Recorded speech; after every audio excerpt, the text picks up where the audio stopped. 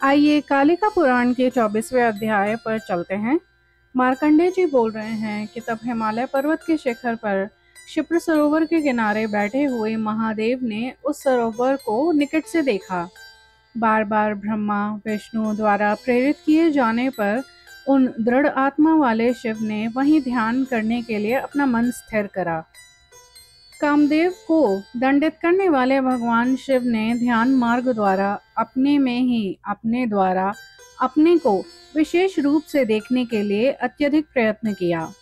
उनको ध्यान में अपने चित्त को प्रविष्ट किए अर्थात ध्यानस्थ देखकर नियंत्रित मन वाले ब्रह्मादि देवताओं ने शिव में प्रविष्ट माया नामक शक्ति की स्तुति करना आरंभ किया। जिस माया से मोहित होने के कारण शिव सती के शोक से बहुत अधिक व्याकुल हो विलाप कर रहे हैं, उनमें स्थित जगत को उत्पन्न करने वाले शिव के भी मोह के कारणभूत उस स्थिर माया की स्तुति कर उसे शिव के शरीर से निकालकर ध्यान में स्थित निरंजन शंभु के चित्त को हम व्याकुलता से रहित करेंगे। जब तक सती पुनः शरीर का धारण कर शिव की पत्नी होएगी, तब तक ये शोक रहित हो इसी प्रकार अव्यक्त तत्व का ध्यान करते रहें। ब्रह्मा आदि देवताओं ने मन में ऐसा सोचकर महामाया योग निद्रा की इस प्रकार स्तुति करना आरंभ किया।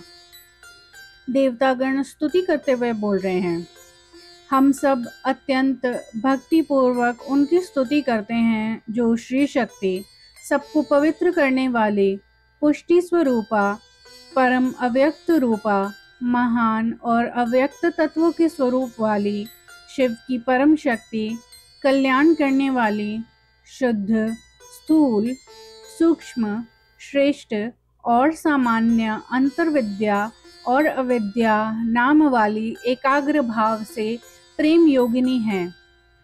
आप बुद्धि, धृति तथा लज्जा हो। आप एक सभी को दिखाई देने वाली हो। आप सूर्य में स्थित प्रकाश की किरण हो, जिससे प्रपंच का सुंदर प्रकाशन होता है, जो ब्रह्मांड का स्वरूप है, जो संसार के उत्पन्न करने वाले तत्वों में निहित संसार है। आप ऐसी नदी हो जो ब्रह्मा से तृण प्रयत्न प्राणी मात्र को तृप्त करती है। सदा गतिशील, सभी जीवों का एकमात्र प्राण रूप, देवताओं का आधार, यह जो वायु है वह भी आपका ही अंश है। इसी प्रकार जो प्रसरणशील तेज अग्नि तत्व सर्वत्र प्रज्वलित हो उठता है तथा बहुधा संसार के उत्पत्ति के कारण रूप में दिखाई देता है, वह आपका ही रूप है। जो ब्रह्मलोक से पाताल पर्यंत ब्रह्मांड के अंदर और बाहर सदा सब ओर स्थित आकाश तत्व है, वह भी आप ही हो। अचल पर्वतों के समूह से नियंत्रित की गई अचला जगत प्रपंच को जन्म देने वाली, जगत का पालन करने वाली, लोक की माता, माधव की पत्नी जो पृथ्वी है, वह आप ही हो। आप बुद्धि हो तथा उसका विषय भी आप ही हो। आप छंदों की माता गति हो। आप वेद माता गायत्री हो। सावित्री और सरस्वती भी आप ही हो। आप संपूर्ण जगत की वृत्ति हो। आप इच्छानुसार रूप धारण करने वाली तीनों वेदों की समष्टि। आप स्वर्ग आदि में निवास करने वाले देव आदि सभी प्राणियों को निद्रा रूप से मोहित करती हो तथा सुख पहुंचाती हो। आप पुण्य कर्तव्यों के लिए लक्ष्मी हो तथा पापियों के लिए यातना भी आप ही हो। आप नीतिवानों के लिए श्री तथा सुखदान की सर्वोपरि साधन धृति आप ही हो। आप समस्त जगत की शांति तथा चंद्रमा में दिखाई देने वाली कांति हो। आप सभी प्राणियों का पालन कर्त्री और विष्णु को मोहने वाली लक्ष्मी हो। आप 5 महाभूतों की भी सार तत्व रूप हो। आप तीनों लोगों की महामाया और मोहित करने वाली नीति हो। हे महेश्वरी, महेश्वर जिसके द्वारा सभी प्राणियों को संहार चक्र में घुमाते हैं, आप वही महेश्वर की शक्ति माया हो। आप जयशालियों की जयंती शक्ति ह्रीम विद्या तथा उत्तम नीति हो। आप सामवेद की गीति तथा यजुषों के आवाहन की ग्रंथि हो, जो सात्विक दृष्टि से सभी देवताओं की तमोमयी शक्ति तथा रजोगुण के कारण इस जगत प्रपंच का एकमात्र अनुभव करने वाली है। वे हम लोगों के द्वारा स्तुति किए जाने पर इस लोक में हमारा कल्याण करने वाली हो। आप संसार सागर की कराल तरंगों के कारण उत्पन्न दुख से उदार करने वाली ज्ञानेंद्रियों की रीति से रहित तरणी नौका हो। आप अष्ट चक्रों की स्थिति पार कर पवित्र केली गीत, कुंडलिनी एवं सहस्रार के मिलन के अवसर पर उत्पन्न नाद में विक्षेप करने वाली अनहद नाद रूपा परावाणी हो। हम उस आपको प्रणाम करते हैं जो नाक, आँख, मुख, भुजाओं, वक्षस्थल तथा मन में सुखों को धारण करके सदैव प्राणियों को धारण करती है, जो निद्रा इस नाम से संसार में उत्पन्न लोगों की सौंदर्य प्राप्ति कराती है। वह धृति, स्मृति एवं वृत्ति रूपा देवी हम पर प्रसन्न होए। सृष्टि स्थिति के अंत रूप वाली, सृष्टि स्थिति अंत करने वाली जो सृष्टि स्थिति और अंत की शक्ति माया है, वह हम लोगों पर प्रसन्न होए। देवताओं द्वारा उस समय इस प्रकार स्तुति किए जाने पर महामाया योग निद्रा तुरंत शिव के हृदय से तेजी से बाहर निकल गई। योग माया के निकल जाने पर स्वयं विश्व रूपधारी मधुसूदन विष्णु ने उन शिव के अंतःकरण में उनकी शक्ति हेतु स्वयं प्रवेश किया। भगवान विष्णु ने उनके हृदय में प्रवेश कर प्रत्येक कल्पों में जिस प्रकार सृष्टि स्थिति एवं विनाश का क्रम चला था उसे दिखाया। इस प्रकार बाहर दिखने वाले रजोगुण की अधिकता से पहले प्रपंच को निहसार दिखाकर उनके चित्त को परमात्मा के दिव्य ज्ञान से प्रकाशित कर दिया। तब शिव ने भी उन सभी प्रपंचों को बारंबार देखकर उन्हें निहसार मानकर अपने चित्त को सार तत्व परमात्मा में लगाया। तब माया भगवती भी उन ब्रह्मादि देवताओं द्वारा स्तुति किए जाने के बाद उन्हें कर्तव्य का वचन दे शीघ्र ही वहीं अंतर्धान हो गए। भगवान विष्णु भी शिव के चित्त को पद पद कर संयमित कर उनके शरीर से बाहर निकलकर अपने मंडल से बाहर निकले सूर्य देव के भांति सुशोभित हुए। तब उस पर्वत पर शिव को छोड़कर तथा स्वयं कृत्य हो ब्रह्मा विष्णु आदि देवता प्रसन्नता पूर्वक अपने अपने स्थानों पर चले गए। ध्यान में आसक्त महादेव शिव को मौनी जानकर इंद्रादि देवगण भी उन्हें प्रणाम कर अपने अपने स्थानों पर चले गए। उन देवताओं के चले जाने के बाद कपर्दी वृषवाहन शिव देवताओं के मान से 1000 देव वर्षों तक परम ज्योति का ध्यान करते हुए तपस्यारत रहे। यह सुनकर ऋषिगण बोल रहे हैं, मधु नामक दैत्य के शत्रु विष्णु ने शीघ्रता से शिव के हृदय में कैसे प्रवेश कर उन्हें भिन्न भिन्न कल्पों में होने वाले सृष्टि स्थिति और संयम के क्रम को दिखाया। जगत के प्रपंच हेतु पृथ्वी पर जो रजोगुण की गति है उसकी निहसारता को कैटभ नामक दैत्य के शत्रु विष्णु ने कैसे दिखाया। सार से सार अत्यंत सार तत्व रूप गोपनीय निरंतर परम ज्योति स्वरूप किस सत्य का उन विष्णु द्वारा दर्शन कराया गया, वे हमसे कहिए। मुनियों में इंद्र के समान श्रेष्ठ मुनि जन के लिए आश्चर्यजनक तथा उत्तम आपके द्वारा वर्णित इस रहस्य को हम सुनना चाहते हैं। कृपया हमें इसे विस्तार पूर्वक बताइए। इस पर मार्कंडेय जी बोल रहे हैं, हे द्विज सत्तमो, विभिन्न वाराह कल्पों में जिस प्रकार की सृष्टि हुई है, मैं उस वाराह नामक आदि सर्ग का वर्णन करता हूँ। विष्णु भगवान ने शिव को प्रति सर्ग प्रलय दिखाकर आदि सृष्टि दिखाया था, इसलिए आप भी पहले प्रलय आदि को जानिए। मैं पहले प्रलय की कथा सुनाता हूँ, उसके बाद आदि सर्ग की, तत्पश्चात प्रतिसर्ग की वाराह कल्प संबंधी कथा कहूँगा। आप सब उसे विशेष रूप से जान लीजिए। नेत्र के उन्मेष से आने जाने वाले समय का भाग निमेष है। 18 निमेषों की एक काष्ठा तथा 30 काष्ठाओं की एक कला होती है। उतनी ही 30 कलाओं को क्षण कहा जाता है। 12 क्षणों को मुहूर्त तथा उन्हीं 30 मुहूर्तों से मनुष्यों का एक अहोरात्र मतलब कि रात दिन होता है। इन दिनों की 15 संख्या होने पर एक पक्ष होता है। मनुष्यों के 2 पक्ष से एक मास होता है, जो पितरों का एक रात दिन होता है। पितरों के कर्म हेतु कृष्ण पक्ष दिन तथा सोने हेतु शुक्ल पक्ष रात्रि कही गई है। मनुष्यों के 12 मासों का एक वर्ष होता है। यह देवताओं का एक अहोरात्र है, जिसके उत्तरायण के 6 मास देवताओं के दिन तथा दक्षिणायन के 6 मास देवताओं के सोने हेतु रात्रि होते हैं। 2 सूर्य संबंधी सौर मासों की एक ऋतु बताई गई है। मनुष्य के मान से इन 3 ऋतुओं का एक अयन होता है। उनके चैत्र आदि मासों के जोड़े के अनुसार अलग अलग नाम होते हैं। इस नाम भेद से 6 ऋतुओं का एक वर्ष होता है। अब उनके विषय में आप लोग सुनो। ज्येष्ठ शुचि, आषाढ़ ग्रीष्म, नभ नभस्य श्रावण, भाद्रपद प्रावट वर्षा, ईश आश्विन तथा कार्तिक से शरद ऋतु होती है।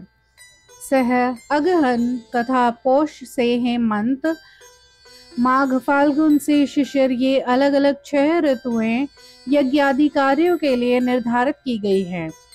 मनुष्यों के मान से 7 अधिक 10 अर्थात 17,28,000 वर्ष मान का कृतयुग सतयुग होता है।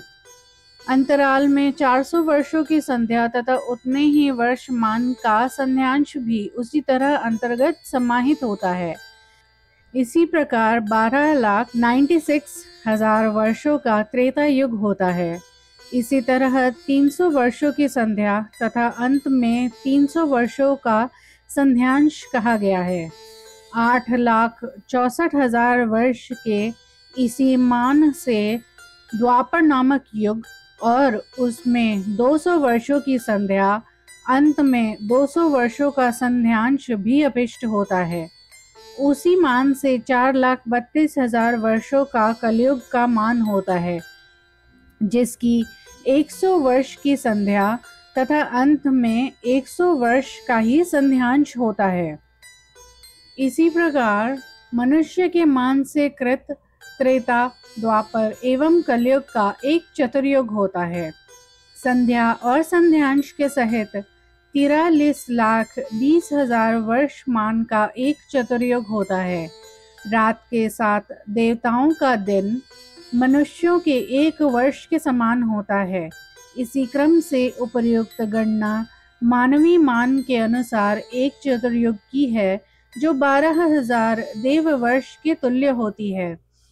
देवताओं के 12,000 वर्षों का एक देव युग होता है। वही संध्या और संध्यांश के सहित मनुष्य का एक चतुर्युग होता है। देवताओं के लिए न तो कृतयुग, त्रेता, द्वापर एवं कली आदि की व्यवस्था से युग व्यवस्था है और न धर्म संबंधी भिन्नता है, किंतु मानवीय चतुर्युग सदैव एक देवयुग के बराबर होता है। 71 देवयुग का एक मनवंतर होता है। 2000 देवयुगों से ब्रह्मा का एक दिन और रात होता है। वह मनुष्यों के मान से 2000 चतुर्युग का होता है। ब्रह्मा के एक दिन में 14 मनु होते हैं। मनुष्यों की भांति ही इस प्रकार के ब्राह्मण के 360 दिनों का ब्रह्मा का एक वर्ष होता है। ब्रह्मा के 50 वर्षों को एक परार्ध कहा जाता है। वही परार्ध शिव का एक दिन होता है तथा उनके ही कालमान की उनकी रात्रि होती है। ब्रह्मा के 100 वर्षों का समय द्विपरार्ध का होता है। 2 परार्ध बीतने पर ब्रह्मा का प्रलय अर्थात अंत हो जाता है। ब्रह्मा के परब्रह्म में लीन होने पर संसार का प्राकृत लय होता है। समस्त जगत का आधार कभी नष्ट न होने वाला जो पर से परे अर्थात अत्यंत श्रेष्ठ ब्रह्म स्वरूप है, उसका जो एक दिन होता है उसका नाम पर है। उसके आधे भाग को परार्ध कहते हैं। जगत स्वरूप जो भगवान है वह परमात्मा कभी कम न होने या नष्ट न होने वाला है। वह स्थूल से भी स्थूलतम तथा सूक्ष्म से भी सूक्ष्मतम है। उस परमात्मा के लिए दिन रात का कोई व्यवहार नहीं होता और न कोई वत्सर अर्थात वर्ष ही है। पूर्ववर्ती पौराणिकों द्वारा तथा उसी तरह के हमारे द्वारा भी सृष्टि प्रलय का बोध कराने के लिए उस परमात्मा के दिन रात की कल्पना की गई है। वास्तव में वही रात्रि दिन वर्ष है, वही पृथ्वी है, वही सृष्टिकर्ता ब्रह्मा, वही संहार करता शिव, वही विष्णु के रूप में प्राचीन पुरुष, उसी में तथा उसी की भांति यह सब कुछ भासित होता है। तब ब्रह्मा के शाश्वत परमात्मा में लीन हो जाने पर समस्त संसार क्रमशः उसी परमात्मा के स्वरूप को प्राप्त कर लेता है। ब्रह्मा के 100 वर्ष व्यतीत हो जाने पर रुद्र रूपधारी भगवान जनार्दन विष्णु जगत का अंत करके स्वयं परम तत्व में लीन हो जाते हैं।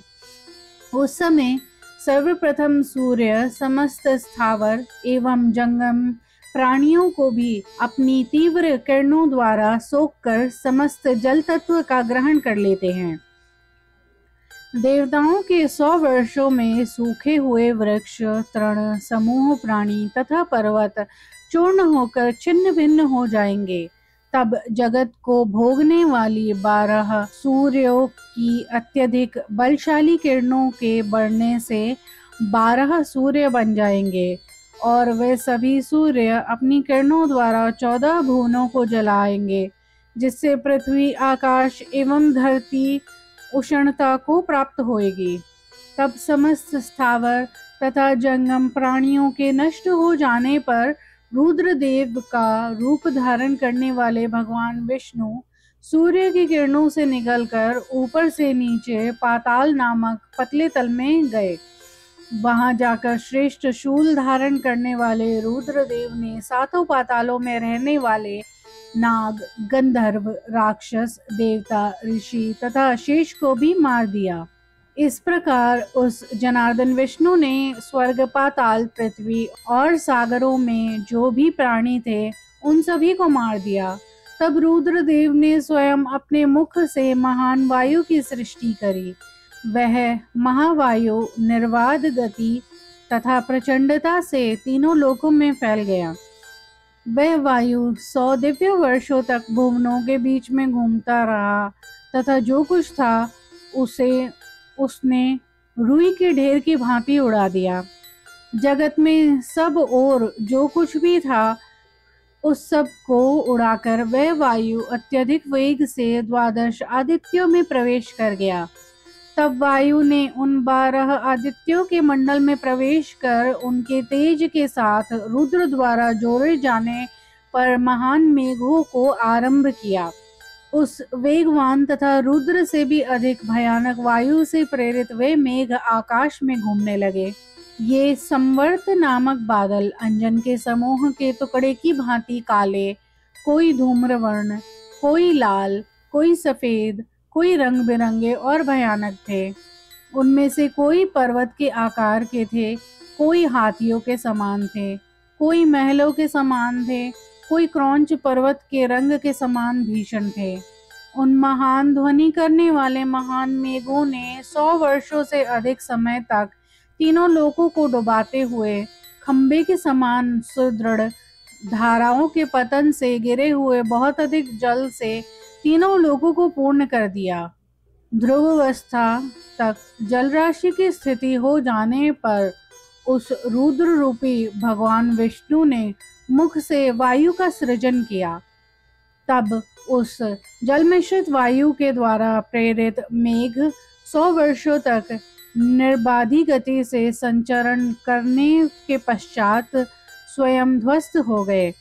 उन बादलों के नष्ट हो जाने के बाद निर्दयी रुद्र ने जनलोक से ब्रह्मलोक तक के भुवनों को ध्वस्त कर दिया। सभी लोकों, विशेषकर ब्रह्मलोक के नष्ट हो जाने पर रुद्रदेव द्वादशादित्यों की ओर चले गए। उस रुद्र रूपधारी विष्णु ने अतीव वेग से जाकर सूर्यों को ग्रास लिया और अपने गर्भ में स्थित सूर्य के द्वारा अत्यधिक प्रज्वलित हो उठे। महाबलशाली यमराज के समान रुद्र ने मुट्ठी में आए पदार्थ की भांति सबको चूर्ण कर दिया। उन भगवान विष्णु द्वारा ब्रह्मांड को चूर करते समय पृथ्वी भी चूर चूर हो गई। तब समस्त जल को स्वयं उन्होंने योग द्वारा धारण कर लिया। जो जल ब्रह्मांड के चारों ओर फैला हुआ था तथा जो ब्रह्मांड के अंदर का जल था, वह सब एक रूपता को प्राप्त हो गया। सब ओर से सर्वव्यापी जल के एक हो जाने पर उस पूर्ण जल राशि पर ब्रह्मांड के वे टुकड़े नाव की भांति तैर रहे थे। पृथ्वी के समस्त सार तत्व गंध नामक तन्मात्रा को क्रमशः जल ने ग्रहण कर लिया। इससे पृथ्वी नष्ट हो गई। उस भयानक रुद्र ने पुनः अपने शरीर से अपने में निहित तेज राशि को बाहर निकाला। एकत्र हो उन तेजों ने सब ओर स्थित तथा ब्रह्मांड के अंदर और बाहर जो भी अग्नि तत्व था या जो कुछ बाहर गया था, वह सब ग्रहण कर लिया। जगत में स्थित समस्त तेज एक साथ ग्रहण कर जलते हुए रौद्र तेज ने उस जल राशि में तैरते हुए उन ब्रह्मांड खंडों को जला दिया। तब तेज के कारण उज्जवल हुए ब्रह्मांड खंडों को जलाकर जल से उसका सार तत्व रस तन्मात्रा ग्रहण कर लिया। सार रस तन्मात्रा के ग्रहण कर लिए जाने पर तेज अग्नि द्वारा जल तत्व नष्ट हो गया। जल तत्व के नष्ट हो जाने पर वह तेज द्रव्य की सदा गतिशील वायु तत्व में प्रवेश कर गया। तब उस महाभाग ने रूप तन्मात्रा को ग्रहण कर लिया। उसके बाद रूप तन्मात्रा के ग्रहण कर लिए जाने के कारण सभी तेज तत्व नष्ट हो गए। तब निर्बाधी वायु अत्यधिक प्रबल हो उठा। अत्यंत शब्द वाले वायु को प्राप्त हो अग्नि के समान जलते हुए रुद्रदेव ने स्वयं आकाश तत्व को शुद्ध कर दिया। उनके शुद्ध आकाश तत्व को वायु ने ग्रहण कर लिया। पहले उस वायु में स्थित स्पर्शतन मात्रा नष्ट हुई, तत्पश्चात वायु स्वयं नष्ट हो गया। वायु के नष्ट हो जाने पर रुद्र ने आकाश तत्व से उसका शब्द गुण छीन लिया। शब्द तन्मात्रा के ग्रहण किए जाते ही आकाश तत्व भी नष्ट हो गया। आकाश तत्व के नष्ट हो जाने पर उन रुद्रदेव ने तब ब्रह्मा के शरीर में प्रवेश किया। उस समय ब्रह्मा की वह व्याकुल काया शंख चक्र गदा धारण करने वाले व्याकुलता रहित आधारहीन भगवान विष्णु के शरीर में प्रवेश कर गई।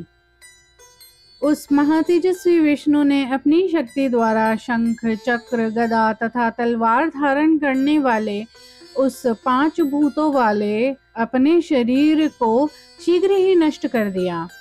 तब आधार, आकार, सत्ता और बाधा से रहित, द्वैतहीन, अद्वैत, सब प्रकार की भेदकारी विशेषताओं से रहित, आनंदमय, न स्थूल न सूक्ष्म, सब ओर से स्वयं प्रकाशित, यज्ञ से जानने योग्य, नित्य और मिथ्या तत्व से रहित एकमात्र परब्रह्म ही था।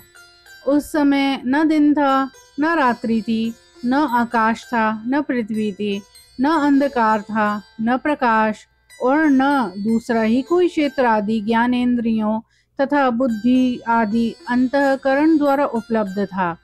उस समय तो एकमात्र प्रधान से संबंध ब्रह्म रूप पुरुष ही था। इस प्रकार की स्थिति में जब तक सृष्टि थी तब तक का समय असृष्टि का अर्थात प्रलय का था। उस समय मात्र एक परम तत्व ही स्थित था, जिससे सृष्टि पुनः प्रवर्तित होती है। जिस प्रकार सभी तन्मात्राओं का प्रकृति में संचय हो जाता है, अहंकार भी महत तत्व में लय हो जाता है, इसलिए इसे प्राकृत लय कहते हैं। व्यक्त अतीत कालिक प्रलय तक प्रकृति में ही स्थित रहता है, इसीलिए इस प्रतिसर्ग के प्रलय का नाम प्राकृत प्रलय कहा गया है। मेरे द्वारा आप सब लोगों से यह प्राकृत नामक महालय कहा गया।